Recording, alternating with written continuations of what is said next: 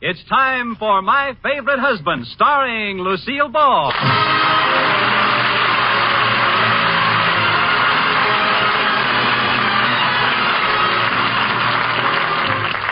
Yes, it's the Gay Family series starring Lucille Ball with Richard Denning as Liz and George Cooper. Two people who live together and like it.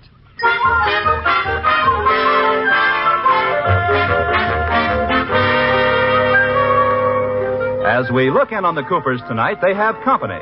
George's boss, Mr. Atterbury, and his wife, Iris. It's after dinner, and we find the group in the living room.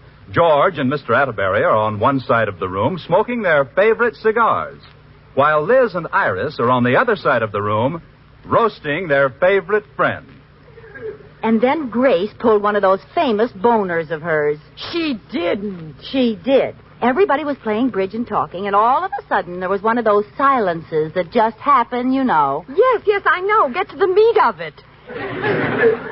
Well, the room was quiet as a tomb, and suddenly Grace's voice boomed out and said, "There's nothing like a good cigar." You're certainly right. Quiet, Rudolph. What did Grace say, Liz? Well, I shouldn't repeat it, but she said... She didn't. She did. And that's not all. In trying to cover up, she said... She didn't. She did. What do you think, George? Did she or didn't she? I don't know, but if Liz says she didn't, she probably did. Why don't you two just smoke your cigars and be quiet? Just ignore them, Liz. Tell me, what was she wearing? What do you think? No, not again. She didn't. She did. Looks like Grace did it again, Mr. Atterbury. Rudolph, did you hear what happened to poor dear Charlie at the bank yesterday? No, George. Tell me what happened to poor dear Charlie, and don't spare any of the juicy details. Never mind, you two. Well, you know that blonde cashier at the bank. Well, everyone knows it was... He didn't. He did.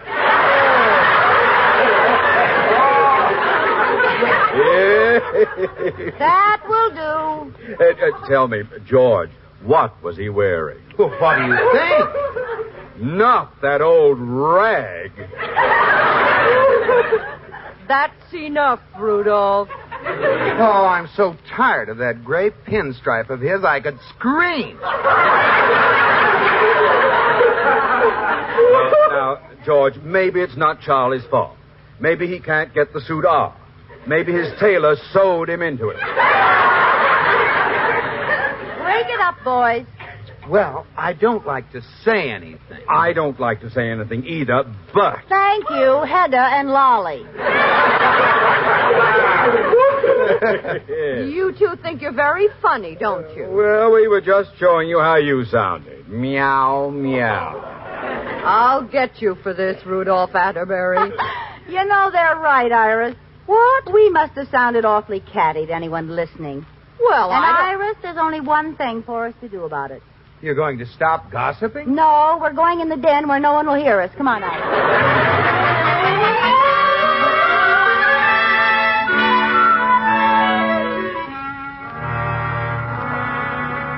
Good night, Iris. Good night, Mr. Atterbury. Good night, folks. Oh, I thought they'd never go. Oh, I'm sleepy, George. I don't think I'll straighten up the living room tonight. Let's just go to bed, huh, honey? Now, wait a minute, Liz. I want to talk to you. Oh, can't it wait till morning, dear? No. It's about gossip, Liz. Those things you were saying about Grace. Well, I'm too tired to repeat them now, George. Why didn't you listen the first time? That's not what I mean. I don't want to hear any gossip. I could make you a good trade. I'll swap you for what Grace did for what Charlie did. Now, don't try to be funny. Now, what I heard tonight was not very becoming, Liz. You know I detest gossip in any form. So do I. So do you. Yes, I hate gossip just as much as you do, but it's the only way I can get any dirt. All right, Liz. If you enjoy indulging in something that's petty, cruel, and malicious, go ahead. But I don't, George. Gossip is usually completely untrue. At best, it has the facts all twisted, and it ends up hurting innocent people, sometimes very badly. Gee, you make it sound so bad. I mean to.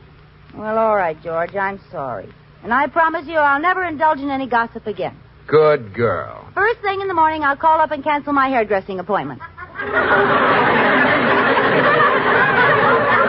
Now, what does that have to do with gossip? You don't think women go to beauty parlor to have their hair done, do you? Well, I was under that impression. Well, then you don't know Bessie, my beauty operator. She's the Drew Pearson of the mud pack.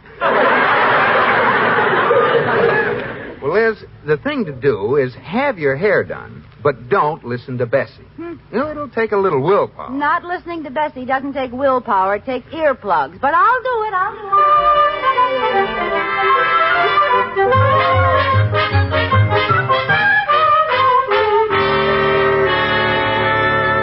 Hi, Bessie. Sorry I'm late. Oh, that's all right, Mrs. Honey. It's all right. Oh, dear, I got everybody loused up today anyway. I lost my appointment book. Come in, my boo. Okay. Well, how have you been, Miss Dearie? Long time no see. Now, let me see. What do I give you? A shave and a haircut. Oh, yes, of course. My bad memory, you know. Oh, dear. Well, I suppose you know that Mrs. Andrews and her husband are splitting up. Hold it. I don't want to hear it, Bessie. What's the matter? You sick or something? Why, you've always been old funnel ears. Well, my husband convinced me that gossip is vicious, and I promised him I wouldn't listen to any more of it. Oh, well, then you don't want to hear the real reason why Mrs. Andrews and her husband are splitting up? No, I don't want to hear it. Okay. Don't try to tell me. I won't. Now, don't insist. Well, who's insisting? I didn't open my mouth. Even if you did insist, I just wouldn't listen. I'd close my ears. I'll bet I wouldn't hear a word. Let's try it. You mean to tell me you could sit there and not listen when I tell you that the Andrews are splitting up because Mrs. Andrews was upstairs one night and Mr. Andrews threw a party downstairs? Can't hear a word. And Mrs. Andrews was a party he threw downstairs.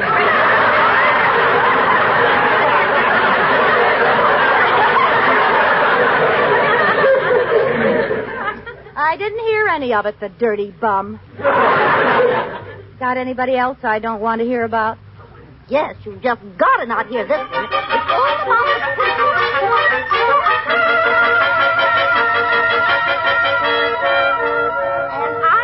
I said, now, look, honey, if it was my husband, I'll tell you what I do. I'd see you.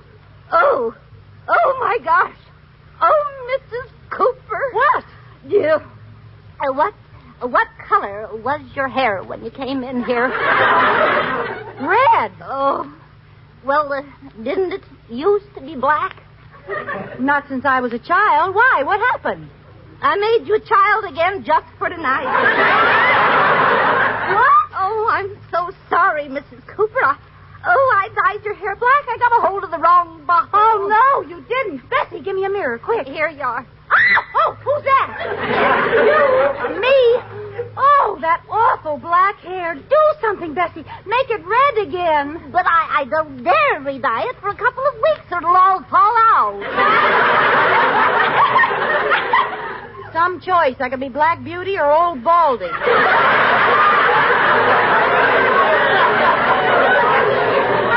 As a matter of fact, Mrs. Cooper, I think you look real good with black hair. Well, I don't like it. Oh, George will kill me. Bessie. Oh, Bessie, there you are. Oh, hello, Mrs. Atterbury. Oh, hello, Iris. Oh, hello there. Bessie, have you seen Mrs. Cooper? Iris, don't you recognize me? Oh, of course. Now, don't tell me. I know that black hair. You're Mrs. Middleton's niece. Iris, remember Liz Cooper? Oh, yes. I met you at Liz Cooper's house. At the Wasn't that the worst meal you ever had?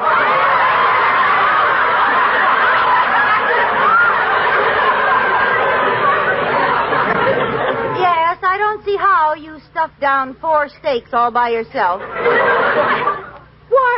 Why, you're Liz Cooper. Oh, no, girl. What a dirty trick, putting on a black wig and tricking people into telling the truth about you. I wish it were a black wig, Iris. It's mine. All mine. Oh, how did it happen? Bessie used the wrong bottle of dye. She didn't. She did. Oh, what am I going to do? I'm supposed to meet George for lunch. Well, now, this is no excuse, but I don't think it looks bad at all. Do you, Mrs. Atterbury? Once you get used to it, it's rather becoming. Do you really think so? So help me. From a certain angle, you look sort of like that actress, Lucille Ball. Oh, she's pretty. Do I look like her, Iris? Nah. Lucille Ball never saw the day she looked as young as you do.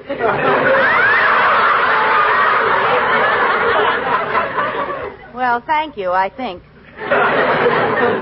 You do look great. Now go on and meet your husband. Maybe he'll like it. Well, I wouldn't be surprised if he doesn't even recognize you. I didn't. Maybe he'll think you're a strange woman flirting with him. I can just see George if he thought a strange woman was flirting with him.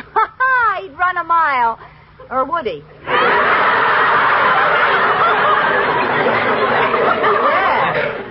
Would he? I think I'll just go down and test him out.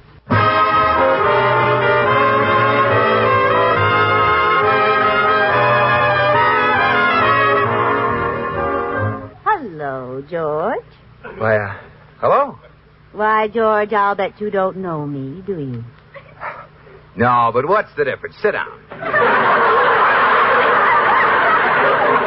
What? I'm insulted. Don't you really remember where you met me, sweetie pie? Oh, you were in the kissing booth at the Club Bazaar last spring. You couldn't change a $20 bill, and we had to use it up.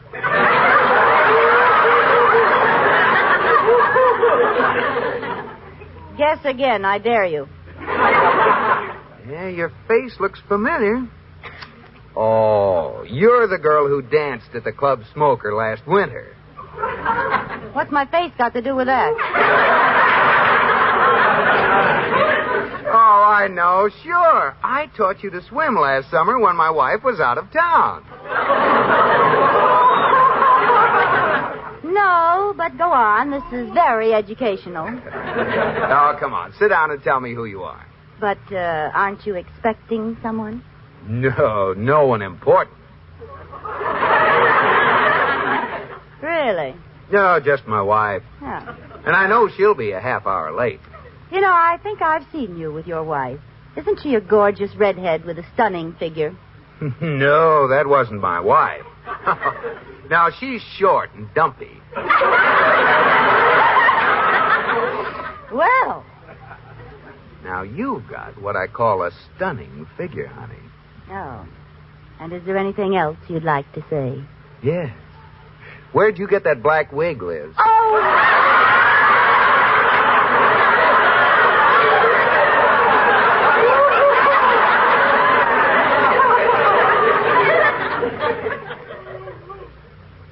Oh, sure. What are you doing with that fake black hair? George, Bessie got the wrong dye by mistake. This is my hair. Does it look too awful? Well, I feel like I'm married to Prince Valiant. Great. Well, she can dye it back in a week or so. No, I'll sweat it out. Come on, let's have lunch. All right. George, you did know it was me all the time, didn't you? Why, certainly. Who was that girl you taught to swim when I was out of town last summer? Oh, I just made that up. Well, you made it up pretty fast. Well, don't you believe me? Yes, I believe you. But if I ever find a brunette at the club with your fingerprints on her water wings, watch out.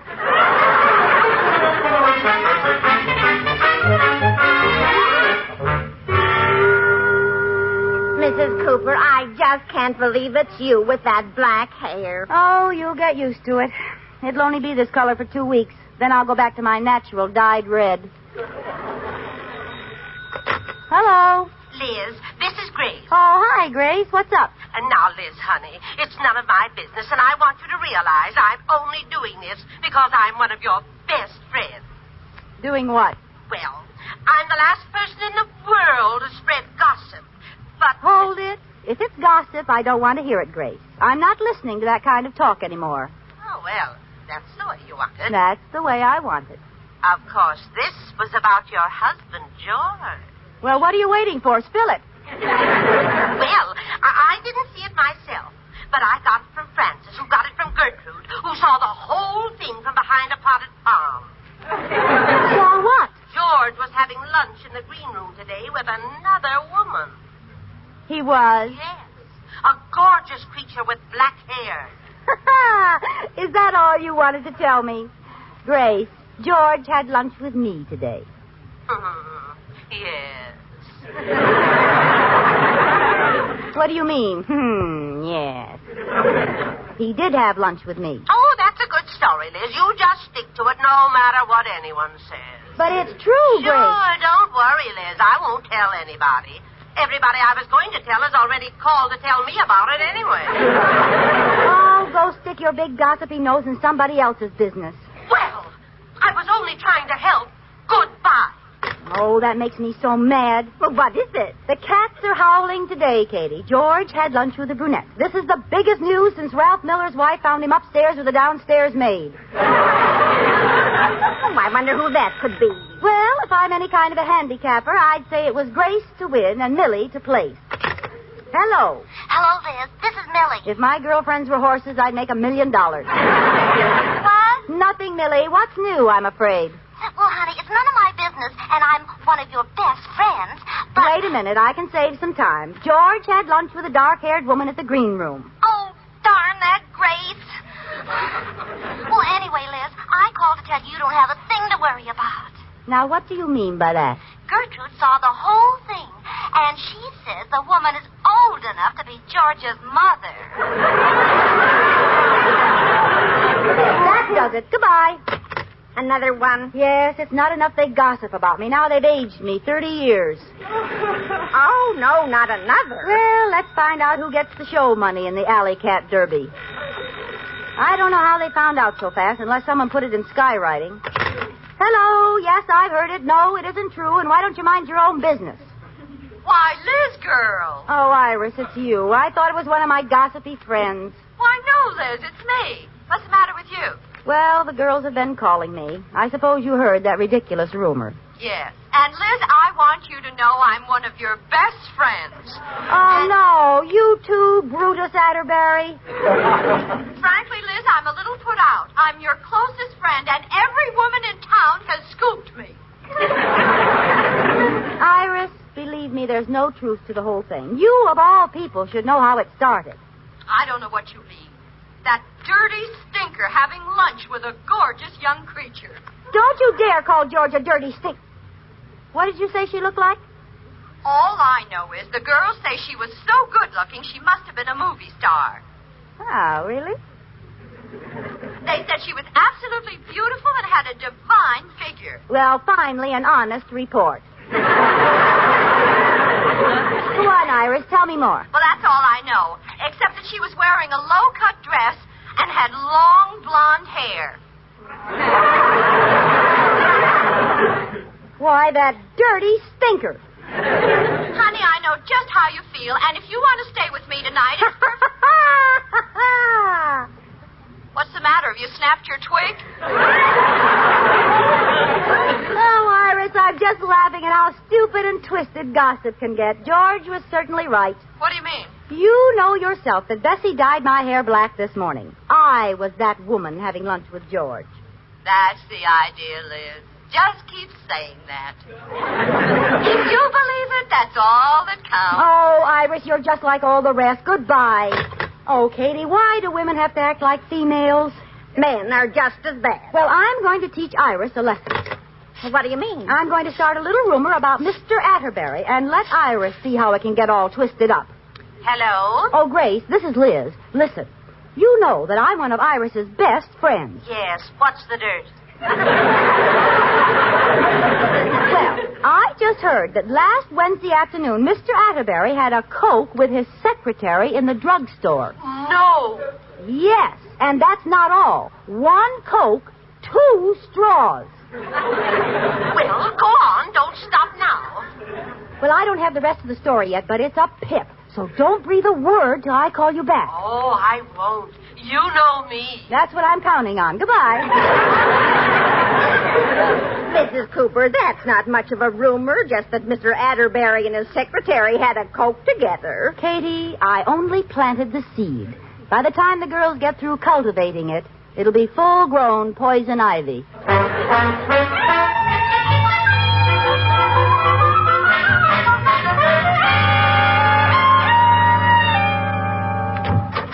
Hey, Liz, honey, I'm home. Oh, George, am I glad to see you. What a day this has been. What do you mean? George, today our names have been on more lips than camphor ice. Some busybody saw me having lunch with you and thought it was another woman. No. Yes.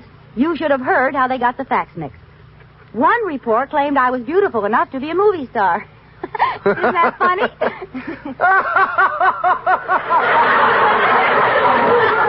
Well, it isn't that funny. Well, I was just agreeing with Well, you. you didn't have to agree so hard and so fast. George, I'm so disappointed. Even Iris joined in. I got so angry I started a rumor right back at her about Mr. Atterbury. What? Just to teach her a lesson. I told Grace he was seen Wednesday afternoon in the drugstore having a Coke with his secretary. The last person who called to tell me had it changed to Saturday night at the Continental nightclub with a beautiful blonde. Liz, what's the matter with you? Do you want to get me fired? Oh, now, don't worry, George. I just want to show Iris that a rumor that has absolutely no basis in truth can spring up and travel like wildfire. Now, you call her right now. I'm taking no chances. Oh, all right. I'll call her, only I'd like to wait and see what it finally gets twisted into. Do it right now. Oh, now I wonder who that is. Oh, probably one of my friends who doesn't have a phone, so she's coming over to tell me the news in person. Hello, Liz girl. May I come in? Why, certainly, Mr. Atterbury. What's the matter? Hello, Mr. Atterbury. Hello, George boy. I've brought my toothbrush and pajamas. I wonder if I can spend the night at your house. Yes, of course. Iris has locked me out. Locked you out? Why? She heard a rumor about me, and she's furious. Well, goodbye, everybody. Come back here. Oh, I've never seen her so angry. Mr. Atterbury, I think Liz has something to tell you. Oh, George, now... Liz? Well, Mr. Atterbury, I started that rumor. What? Cooper, you're fired. What for? What did I do? You married a nincompoop. Well, you don't have to be that upset about it, Mr. Atterbury. Oh, don't I? Well, I started this innocent rumor, and I can call Iris right now and fix the whole thing. Well, see if you can fix this. I really was at the Continental Club Saturday night with a beautiful blonde. Oh, no!